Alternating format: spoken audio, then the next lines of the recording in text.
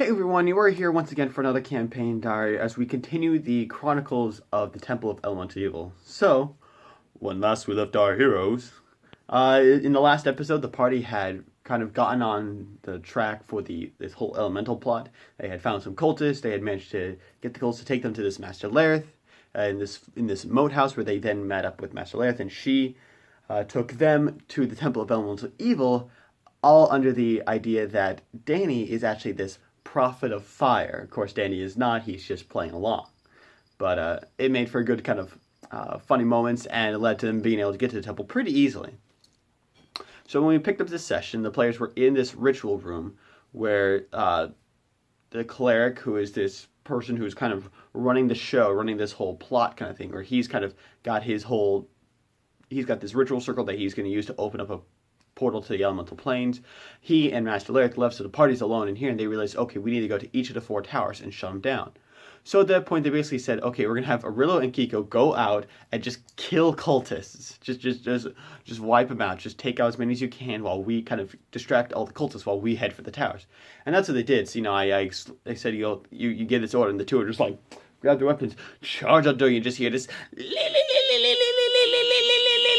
as Kiko just starts slaughtering people. I mean, they said, okay, and then we're going to give it a few minutes, and they walk out, and I said, you walk out after just a couple minutes, and this entry hall, this large room is just got like 8 or 9 bodies on it, just covered, just on the floor, just bleeding, these cultists.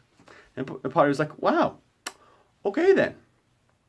But so they mean like, okay, let's go to the towers. Now, at the time, this was just Elias and Sam playing Entrope, so it was pretty sketchy night. But so what happened is they went up one of the towers, and as they're going up, they see a bunch of cultists, as they go up this tower, and there's a couple floors to the place, so they're they go up some stairs, and they come to a hallway. A hallway kind of sticks out, and they see a bunch of cultists, so they're like, oh crap! They run up the next flight, and they run across to the other tower, come down just in time to see the cultists going up the stairs in the old first tower, and they run to meet up with them, and then they realize Kiko, all the while Kiko and Arillo meet up with them, kind of just run into them from another hallway, being like, oh crap, we need to move. You can hear cultists chasing them as well. So the party's like, quick, up the tower, and they run up the tower, of course. And when they get to the top, which I said, it's about 6 flights of stairs. Not each flight has an actual landing for people to go out on, but it's just about 60 feet worth of stairs vertically, and they get to the top, and it turns out there's a door though, and it's got an inscription on it. Now this was the water temple, so it had a riddle on it. I shouldn't say it had a riddle because it was the water temple. What I basically did is I decided I wanted to challenge the players, so I gave each tower a riddle, a puzzle, and a boss to fight. And what it is, is as they got here to the top of the tower, they had to face a riddle. If I can just get it open to the notes, I can read it aloud even. For water, I say, what always runs but never walks, often murmurs, never talks, has a bed but never sleeps, has a mouth but never eats. And of course, all the riddles were kind of somewhat elemental based, so I guess that kind of made it easier for the players to kind of okay, we know that this. And they didn't know what element this was, so they were kind of guessing. But once then they started thinking. And Alliance is pretty intelligent, so they were able to figure out pretty easily that it's a river. And I said, at the moment upon you saying river, the door slides open, and they enter this room, and it's a small room, and you can see, the roof is conical, indicating you're at the top of the tower, and here's this sphere, this bluish sphere of water, really, that is just sitting there. And however, you can see it's protected by another energy field that's coming into the floor, and the players, what they'd realized is there had also been this blue energy beam going up through the center of the tower as they were climbing the stairs. And they tried and smash it, but they realized, okay, yeah, this is definitely another energy field. If it's coming from the bottom, they run all the way back down. And I said, go back 6 flights, back 60 feet downstairs to where you were, and you go another 40 feet down.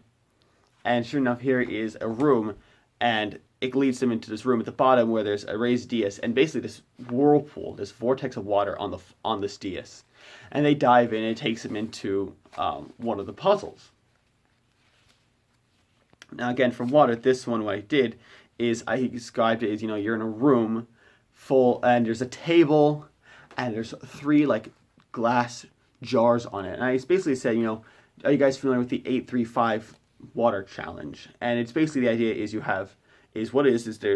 a 8-liter jar, and it's filled with water. There's an empty 5-liter, and there's an empty 3-liter.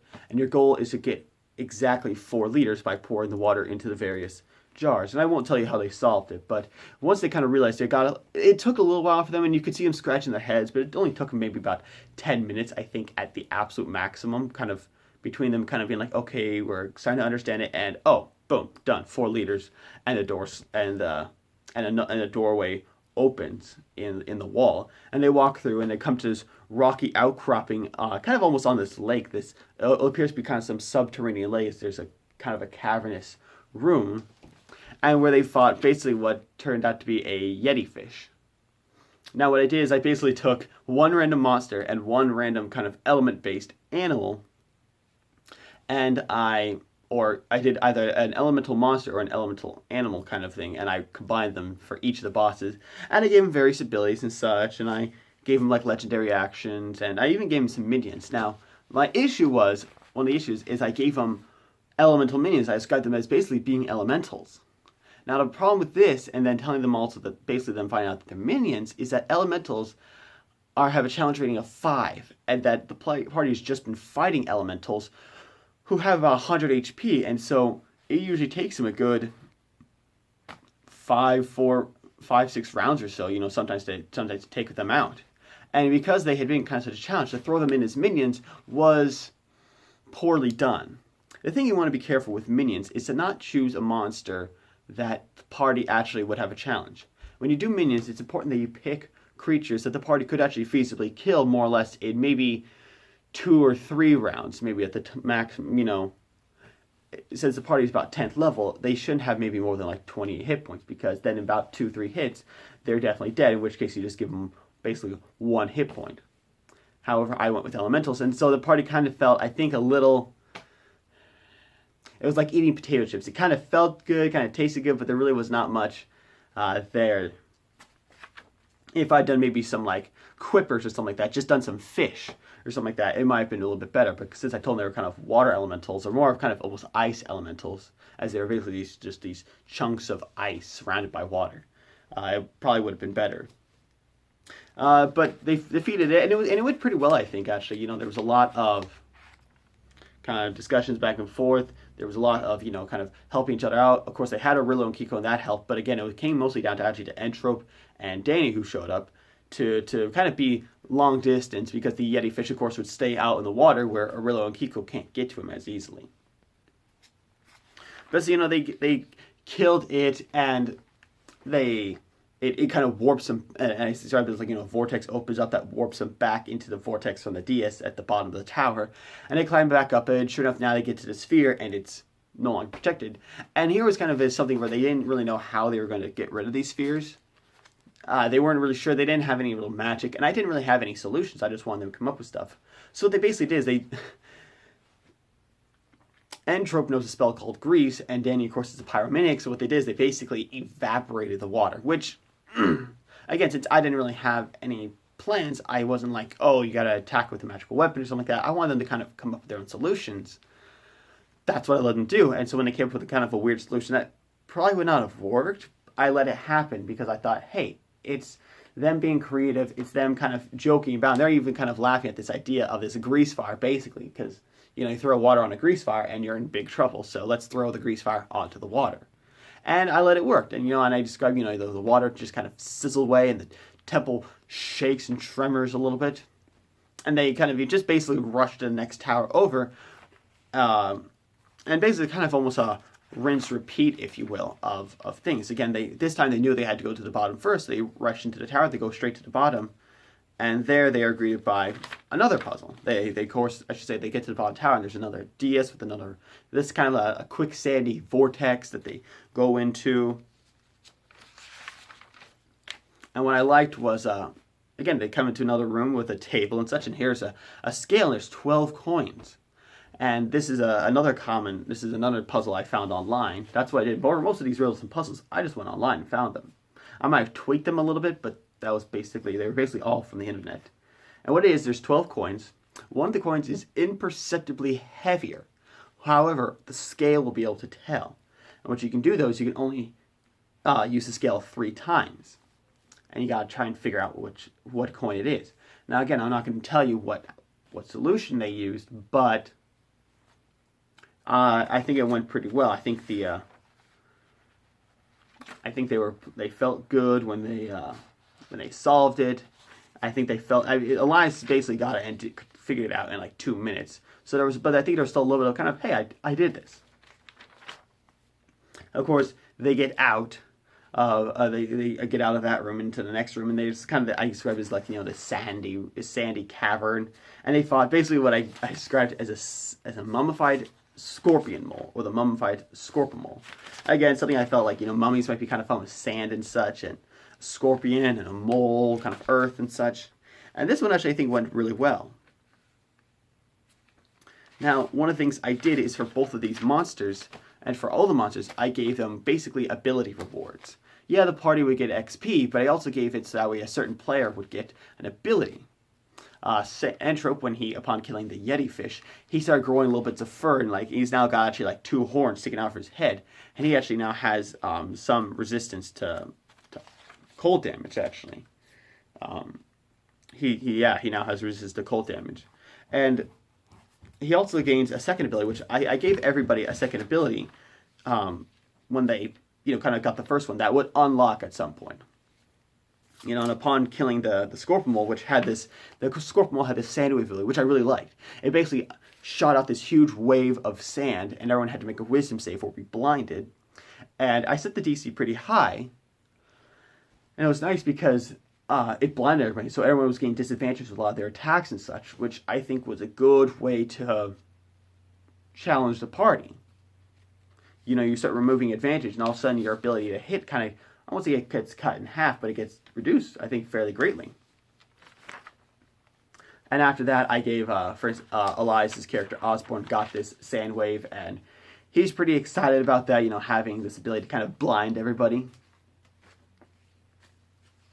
Of course, they, after that, I described it the sandy vortex reappears, and you jump through that, and you end up back in the bottom tower, and they go back up the stairs, back to the top, and here, when they get to the door at the top of the tower, they're greeted by this door, but it's got a golem's head sticking out of it, and there's a description, of course, below it, and it reads, "Speak your question, yes or no, a score in all, truth be told." Now, I think this is a pretty easy one. It's 20 questions. So they basically played 20 questions with the golem. And after about only 9 questions, they figured out it's a gem. Which I was a little disappointed. And again, this is the issue about picking something that was Earth-based. I think they knew immediately this is going to be Earth-based, so they picked, is it mineral? Okay, yeah, it's Earth-based, and they went from there. It was pretty quickly and easy to get it done. And although at the same time, they asked some good questions. So I think they kind of earned a quick answer. And when they get there, of course, here's just kind of this, an orb of earth, which is basically just a boulder. I described it, like this kind of conglomerated rock floating in the air. And the party's like, okay, well, how do we fix it? And Entrope, he's like, hang on. When we killed this earth cultist, back in Renovas, and he had, he had this earthquake stick. I call it the Quake Maul. And basically what it is, I described it as if you get a nat 20, when you hit, the earth actually shakes and can actually knock people off their feet potentially. And so he did is he basically just sat there and he just started hammering this earth orb with his Quake Maul. And eventually I just said, just keep rolling. And then he finally got a nat 20. I just said, upon hitting, the earth starts to shake incredibly quickly, and it starts almost seems to vibrating apart, and it just crumbles into dust. And and I said, the temple tremors, and everyone kind of oh, okay. And I realized okay, as we destroy these things, the temple is becoming a little bit unstable, which I liked putting in their heads pretty early on. And I was like, okay, and as they were about ready to head down, I said, as the temple stops shaking, you also hear the footsteps, many footsteps, coming up the stairs. And that was where we left it, right there. So the party knew that, hey, they're going to have to fight some cultists, right at the beginning of the next session. But I think that went well. I was very pleased with the puzzle, the riddle, and the monster fight, plus having to kind of find a way to destroy the orb. It worked. It, I think, did a pretty decent job of challenging the players and not just their characters. It wasn't too hard, especially as Elias and Sam and Danny are all pretty intelligent people in the first place, so puzzles and riddles come pretty easily to them. But I think it still was a nice change to not just have to roll some dice. And I think the boss fights went pretty well themselves. I was very pleased with them, and I think I might just use them in other campaigns in the future. But now they're halfway, kind of more or less halfway through the temple. They still got two towers, plus they're going to have to fight the cleric himself at some point. But I think it's gone pretty well, and I'm very pleased with how it turned out, and I hope you guys are enjoying the story so far. I'm glad there was a nice little lesson about minions in here, and as always, guys, thank you for tuning in. Stay cool.